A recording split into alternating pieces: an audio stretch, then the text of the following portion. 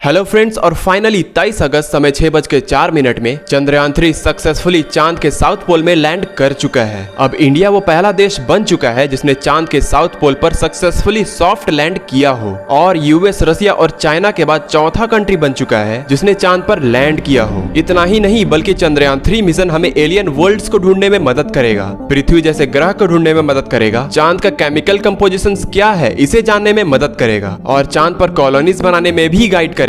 सो आइए आज की इस वीडियो में हम इन्हीं सारे इंटरेस्टिंग सवालों के जवाबों को एक्सप्लोर करेंगे। हम जानेंगे चंद्रयान 3 किन कठिनाइयों के साथ लैंड किया, क्या क्या मैकेनिज्म लगे और क्या नाम दिया गया है उस लैंडिंग स्पॉट का जहां चंद्रयान 3 लैंड किया। सो ये बात है 11 अगस्त 2023 का, जब रसिया ने अपना लूना 25 मून के साउथ पोल में लॉन्च किया था। और जिस स्पीड से ये मून की तरफ बढ़ रहा था, यानी कि जहां पर एक तरफ चंद्रयान 3 अर्थ को ऑर्बिट करके लूनर इंसर्शन करने वाला था, वहीं पर Luna 25 direct lunar insertion technique का यूज कर रहा था। और साइंटिस्टों के अनुसार लूना 25 चंद्रयान 3 से 2 दिन पहले ही मून के साउथ पोल में लैंड करने वाला था। बट 19 अगस्त को अपनी डी बूस्टिंग के दौरान लूना 25 लगभग 1.5 गुना ज्यादा थ्रस्ट लगाने के वजह से वो एक्सपेक्टेड ट्रेजेक्ट्री से डेविएट हो गया और सीधा मून से टकराकर क्रैश हो गया, और इसी के साथ उनका ये मिशन वहीं पर समाप्त हो गया। लेकिन इसरो के साथ साथ नासा को ये पक्का भरोसा था कि ऐसा हादसा चंद्रयान 3 के साथ होने के चांसेस काफी कम है, और ऐसा इसीलिए क्योंकि उन सब को ये पता था कि रसिया की तरह हड़बड़ाहट में स्पेस में अपनी पावर दिखाने के लिए इंडिया ने ये मिशन को लॉन्च नहीं किया है, बल्कि चंद्रयान 2 के फेलियर के पीछे जिन जिन वजहों का हाथ था उन सब को समझकर सॉल्व करके चंद्रयान 3 को लॉन्च किया गया है, काम और कंपोज्ड मैनर में। सिंपली इसरो ने इस बार फुल प्रूफ प्लानिंग की थी, जिससे कि सक्सेस के चांसेस मिशन में बिल्कुल हाई हो गए थे।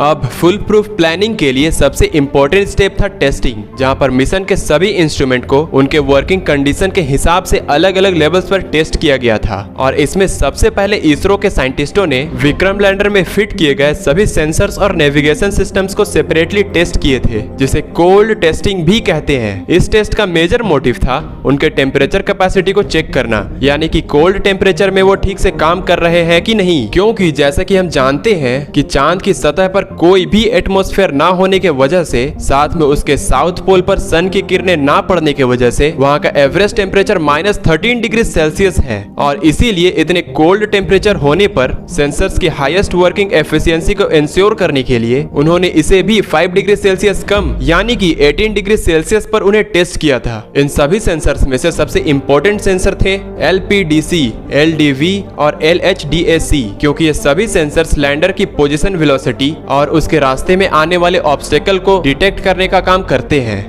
अब नॉर्मली इन लेजर सेंसर्स को थर्मल वैक्यूम चेंबर में टेस्ट किया जाता है, जहां पर लिक्विड नाइट्रोजन और लिक्विड हेलियम के मदद से स्पेस के ठंडे टेम्परेचर को रेप्लिकेट करने की कोशिश की जाती है। बट एज यू सी, ये काफी हैवी बजट प्रोसेस है। सो इसरो ने चंद्रयान के केस में इसे बजट फ्रेंडली बनाने के लिए हेलीकॉप्टर की मदद ली। ये वॉन्ट बिलीव कि उन्होंने सभी सेंसर्स को हेलीकॉप्टर में लोड किया और हाई एल्टीट्यूड पर लेकर गए, जहाँ तापमान नेचुरली ही -18 डिग्री सेल्सियस होता है। वहां से सेंसर्स के सिग्नल भेजने और रिसीव करने की कैपेसिटी, इन सभी पैरामीटर्स को अच्छे से चेक किया गया। इसके बाद उन्होंने लैंडर को पावर देने वाले थ्रस्टर को टेस्ट किया, क्योंकि सॉफ्ट लैंडिंग के लिए लैंडर की स्पीड 6000 किलोमीटर/आवर से 0 तक लानी पड़ती है, और वो काम सिर्फ और सिर्फ थ्रस्टर ही करते हैं। सो बेसिकली विक्रम लैंडर में 2 टाइप्स ऑफ थ्रस्टर को यूज किए गए हैं। पहला लैम्प, जो लैंडर को कंटिन्यूअस थ्रस्ट प्रोवाइड करता है। इसके लिए इसमें 2 लिक्विड फ्यूल है, हाइड्रोजन और नाइट्रोजन टेट्रोक्साइड, जो मिक्स होकर एनर्जी प्रोड्यूस करते हैं और थ्रस्ट प्रोवाइड करते हैं। दूसरे टाइप के थ्रस्टर है जिसे कहते हैं रिएक्टिव कंट्रोल थ्रस्टर या RCT, जो लैंडर की रोटेशनल वेलोसिटी और डायरेक्शन चेंज करने का काम करता है। सो बेसिकली ये RCT लैंडर स्टीयरिंग व्हील्स के जैसे हैं। इन 4 थ्रस्टर्स को इंटरवल पर इग्नाइट किया जाता है, जिससे लैंडर की पोजीशन कंट्रोल करके उसे ऑर्बिट में रखना आसान हो जाता है। सपोज फॉर एग्जांपल, अगर लैंडर को लेफ्ट साइड में मोड़ना हो तो राइट साइड के थ्रस्टर को इग्नाइट किया जाएगा, जिससे लैंडर लेफ्ट की ओर झुकेगा, एंड सो ऑन। सो उन्होंने इन दोनों ही थ्रस्टर्स के मैकेनिज्म की जांच पड़ताल की, ताकि सॉफ्ट लैंडिंग के चांसेस एकदम बढ़ जाए। पर इन थ्रस्टर्स के साथ साथ सॉफ्ट लैंडिंग एक और पार्ट पर भी निर्भर करती है, जिसमें अगर जरा सी भी गड़बड़ हुई तो आखिरी पार्ट में पूरा लैंडर चकनाचूर हो सकता था, और वो है लैंडर के लेग्स। और इसके लिए इसरो के साइंटिस्टों ने मून के सरफेस को रेप्लिकेट करके एक टेस्ट पैड बनाया था, और उस पर लैंडर के लेग्स पर काफी सारे स्ट्रेस टेस्ट परफॉर्म किए थे।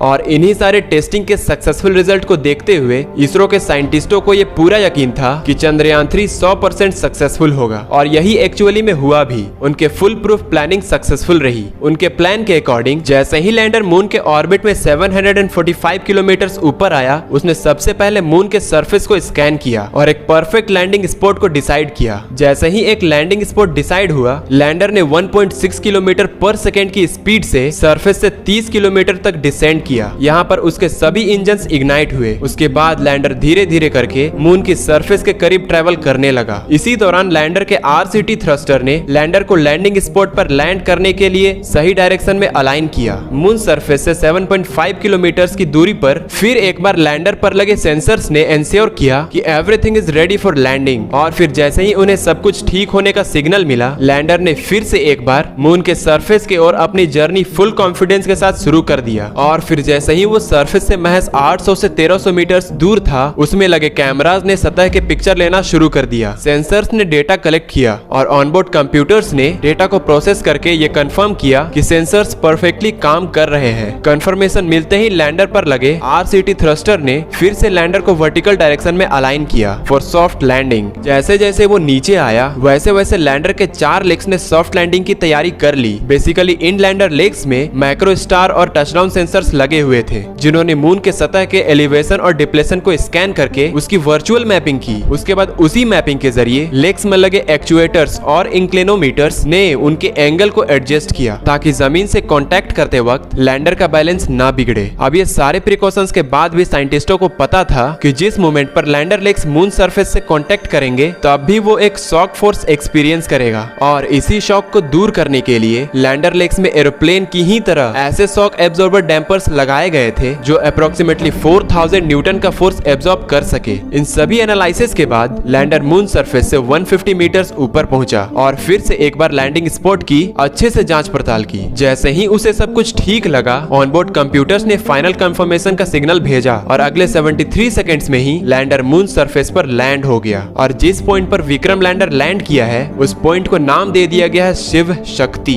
अब इसमें आप देख सकते हो फ्रेंड्स कि उन्होंने फुल प्रूफ प्लान बनाया था, जिसमें गलती की कोई गुंजाइश नहीं थी, और इसी प्लान को बखूबी एग्जीक्यूट करके चंद्रयान 3 ने एक नया इतिहास रच दिया है। अब लैंडिंग के ठीक 4 घंटे बाद लैंडर से एक रैंप के जरिए प्रज्ञान रोवर को डिप्लॉय किया गया, जिसकी पहली वीडियो अर्थ पर आ भी चुकी है। ये है वो video and it's mind blowing.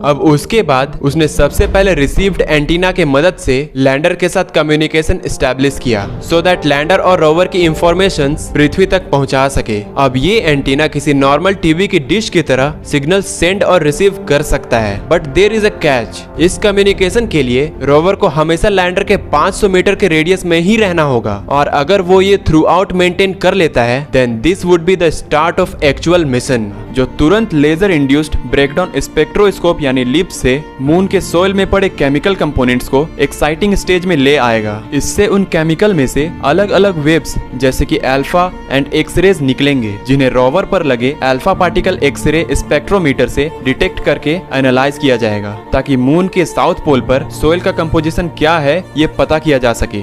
इसके अलावा साइमल्टेनियसली लैंडर अपनी लैंडिंग साइट से ही मून का एटमॉस्फेयर कितना थिन है ये पता लगा पाएगा, और इतना थिन क्यों है इन मिस्ट्रीज को भी डिकोड करने की कोशिश करेगा। क्योंकि जैसे आप जानते हो, मून पे ना के बराबर एटमॉस्फेयर है। पहले तो लोगों को लगता था कि मून में एटमॉस्फेयर है ही नहीं, पर रिसेंट स्टडीज में मालूम पड़ा कि मून के 10 किलोमीटर के एल्टीट्यूड तक बहुत ही थिन आयनोस्फेयर यानी कि चार्ज पार्टिकल से भरा एक हल्का सा एटमॉस्फेयर का लेयर है, और जिसके एक्सिस्ट करने का एक्यूरेट रीजन अब तक किसी को मालूम नहीं। सो चंद्रयान 3 का लैंडर बेसिकली अपने रामभा और चेस्ट इन सेंसर्स के मदद से मून के आयनोस्फेयर के हीट कंडक्शन के प्रॉपर्टीज और टेम्परेचर टेम्परेचर के बारे में हमें एक्यूरेट डेटा देगा। इसके अलावा मून पर अर्थक्वेक्स डिटेक्ट करने के लिए लैंडर पर इल्सा डिटेक्टर फिट किया गया है और लैंगमुर प्रोब यानी LP भी लगाया गया है जो सन से आती हुई प्लाज्मा वेव्स को डिटेक्ट कर पाएगा। यानी इन शॉर्ट मून का एटमॉस्फेयर पूरी तरह से सन के पावरफुल रेडिएशन का नतीजा है या फिर चांद के केमिकल कंपोनेंट्स का।